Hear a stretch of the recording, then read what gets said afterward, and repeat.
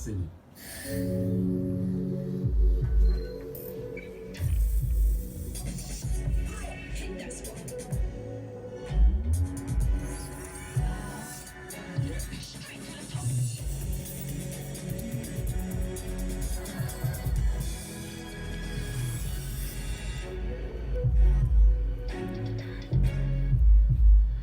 Tek dokunuşta bağlan.